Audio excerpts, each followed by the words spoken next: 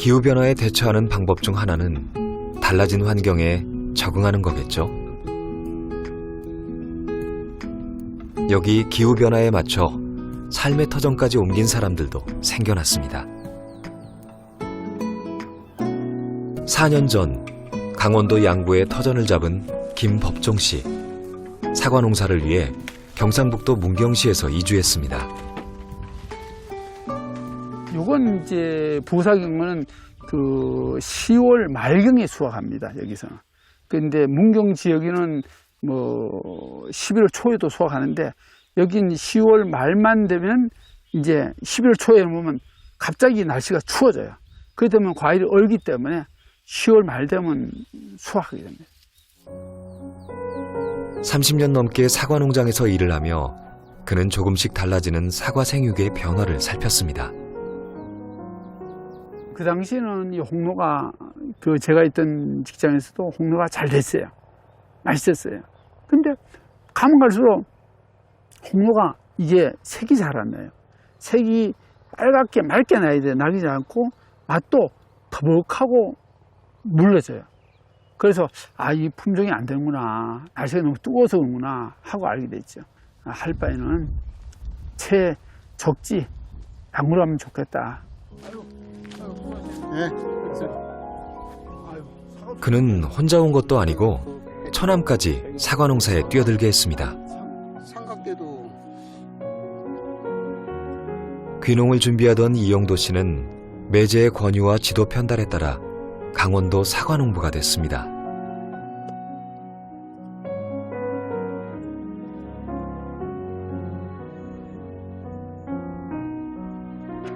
이들이 양구를 선택한 건 일교차가 크고 높은 산이 자연재해를 막아주는 환경 때문이었다는데요. 예상은 적중했습니다.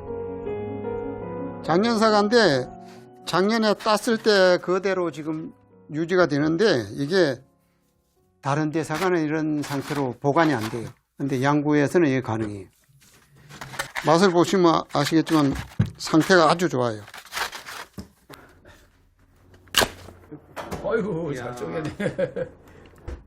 이게 작년 수확 때 사과죠? 예. 작년 10월 말에 수확했습니다. 이렇게 한 집, 두 집 늘기 시작해 이제 이곳 굴량리에는 이주해온 사과 농가만도 50가구가 넘습니다.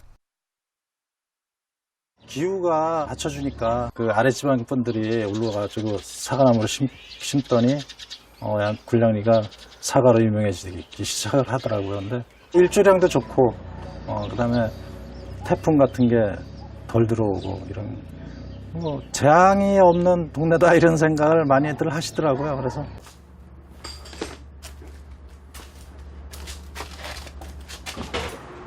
모자 쓰고 일했어? 날씨 더운데. 모자 밖에 있어. 날씨 엄청 덥지? 사과 따라 양구까지 온 남편 때문에 덩달아 타향살이를 하게 된 아내 이영윤 씨. 여전히 새로운 환경에 적응 중입니다. 지금까지 사과 좋대?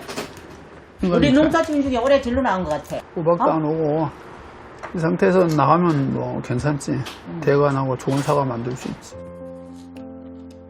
지금이야 경북에서 강원도 자동차로 3시간 거리지만 앞으로는 얼마나 많은 농어민들이 산물을 따라 멀리 옮겨 다녀야 할지 모를 일입니다. 지금도 처음 사과 농사를 짓던 그 마음으로 하루하루를 살지만 대개의 개척자가 그렇듯 이들에게도 유랑의 삶이 쉽지만은 않습니다.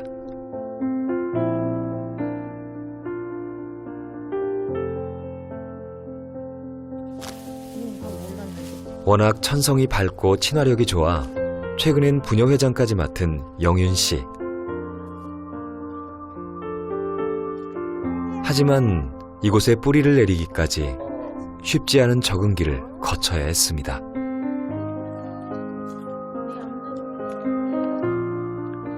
여기 와서 굉장히 처음에는 힘이 들었어요.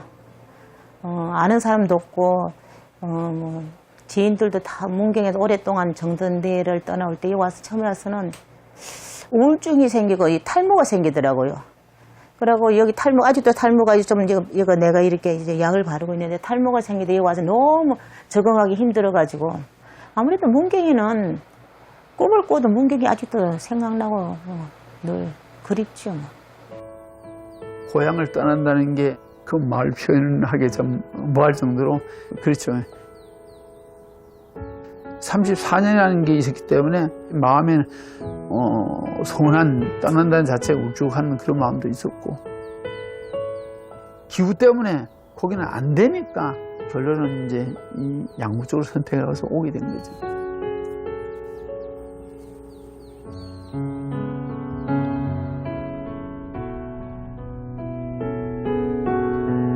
기후 변화가 농민들에게 여러 가지 과제를 던집니다. 평생 땅과 함께 산 문두상 씨. 그 역시 개척자 기질로 영농회장까지 하며 산딸기 농사에 뛰어들었습니다. 하우스가 지금 34도, 35도 한기를 식인데도 37, 8도는 기본입니다. 베리 종류가 인기가 높아지면서 9년 전 장목반까지 꾸려 의욕적으로 산딸기를 키웠는데 몇 년 전부터 농사가 너무 어렵습니다. 뻗어줘야 되는데 이때는 따버리고 나면 내년께는 이제 여기 안 연다는 이야기거든요. 이 더우면 이게 막 저 벌레 천지예요. 벌레 세상이 돼버리. 요 벌레가 청나방인데 이게 일주일 간격으로 지금 2번을 쳐도 안 죽어요.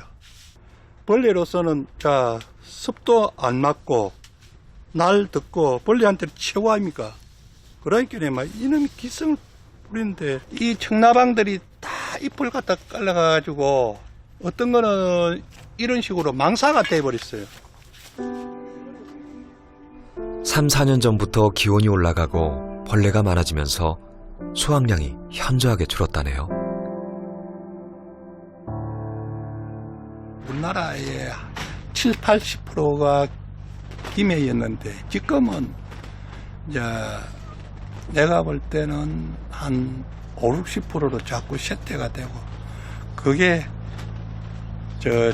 다른 지역에서 나오는 게 밀양 청도라든지 밀양이 우지방으로 자꾸 올라가니까 유학까지 다녀온 아들이 영농 후계자로 농사에 합류했습니다. 아버지가 뒤에 반 봐주셔야 돼요.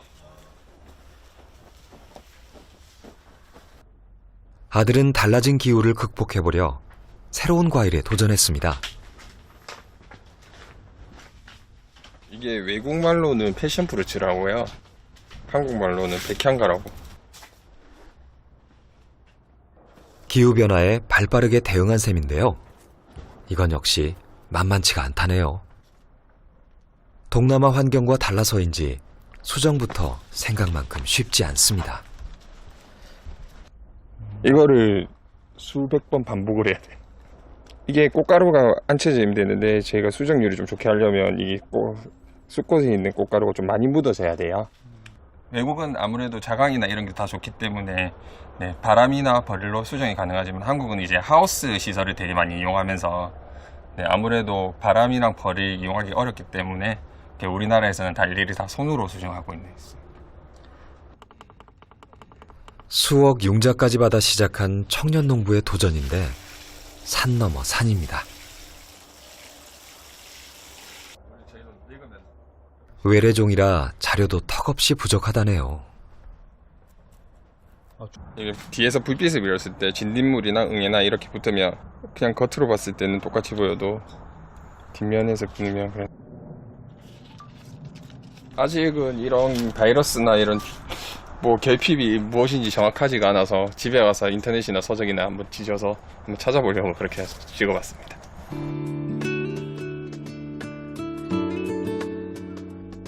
농업도 정보 싸움인 시대. 자료가 없다고 손 놓고 있을 수 없는 일. 있는 실력 없는 실력 다 동원해 외국 자료를 뒤진다는데요.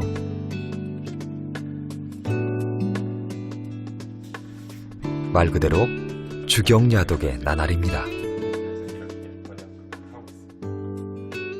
번역도 직접 이렇게 하시는 거예요? 네, 번역 같은 경우는 제가 못한, 저보다 이제 와이프가 더 영어를 더 잘하기 때문에 한 번씩 제가 못하는 부분을 부탁을 해서 네, 그렇게 번역을 하고 있습니다. 국내 자료 같은 경우는 제가 여기서 좀 생육의 특성이나 이런 원산지 재배의 역사만 나오지 이거에 대해서 무슨 병이고 어떻게 키워야 되고 이런 건 나오지 않습니다. 이런 병이 있을 때 어떻게 시비를 처방을 해야 되고 어떤 거를 더 영양소를 줘야 더 좋은지 아니면 그걸 깨어날 수 있는지 이런 부분을 설명을 하고 있는데 한국 자료에는 아직 그런 게 많이 부족한 것 같습니다. 기후변화는 생태계의 변화인지라 이에 대응하기 위해선 갖추어야 할 게 꽤나 많아 보입니다. 오늘도 보이지 않는 곳에선 쉽지 않은 도전이 이어지고 있습니다.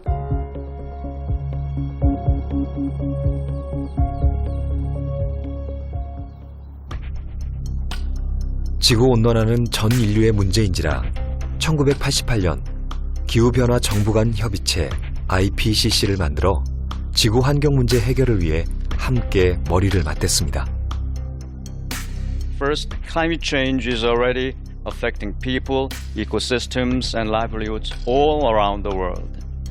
Second, limiting warming to 1.5 degrees is not impossible, but will require unprecedented transitions in all aspects of society. IPCC는 5차 보고서에서 21세기 말까지 지구의 지표 온도가 1.5도를 초과할 가능성을 전망했고 많게는 4도까지 오를 수 있다고 경고했습니다. 그 1도가 변한 가운데 지금 현재 일어나고 있는 상황들을 감안을 해 보시면 계속 2000년대 그 이후에 그 전 세계 평균 기온이 이제 탑 10 안에 거의 다 들어올 정도로 굉장히 그런 더위에 이제 시달리고 있고요.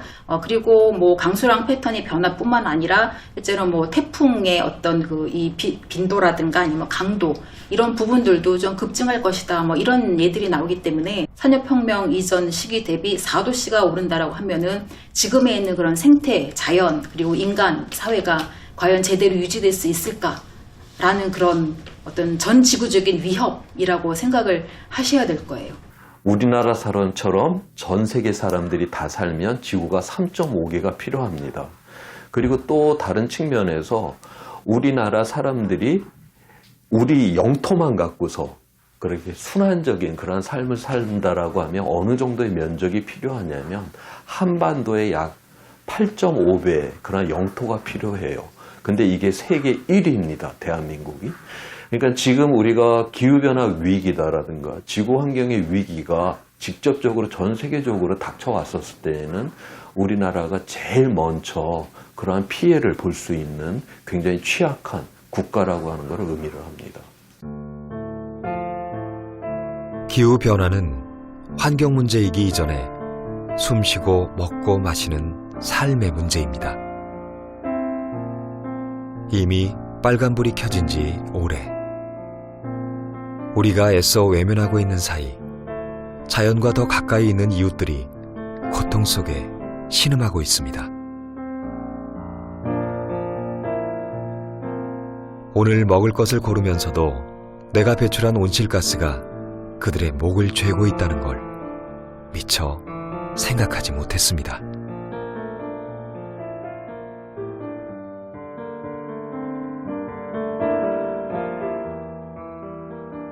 아마 도시에 계신 분들, 이제 에어컨 밑에서 계시는 그런 실내에 계신 분도 많으실 텐데, 어쨌든 이 시간에도, 이 뜨거운 시간에도 일하는 농민들이 있다라는 거 기억해 주셨으면 좋겠고, 또 이렇게 일하는 농민들이 있기 때문에 우리 식탁에 고추가 올라가고 양파가 올라가고 호박이 올라가고 뭐 그런 거를 알아주셨으면 좋겠습니다. 그래서 산업화가 가져다준 풍요로운 삶,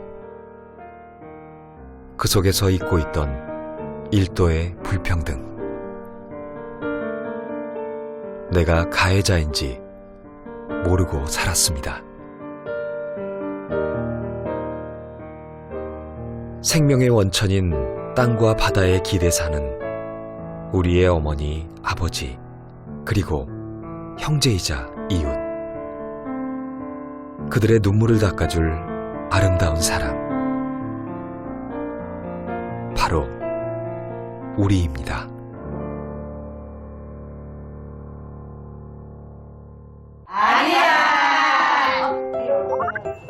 내 운세 좀 봐도.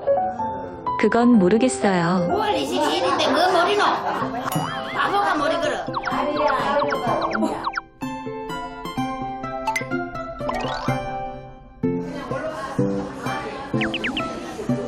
배우려고 들질 않아요. 왜냐면 자존심 상하니까. 엄마는 그것도 몰라 이럴까봐.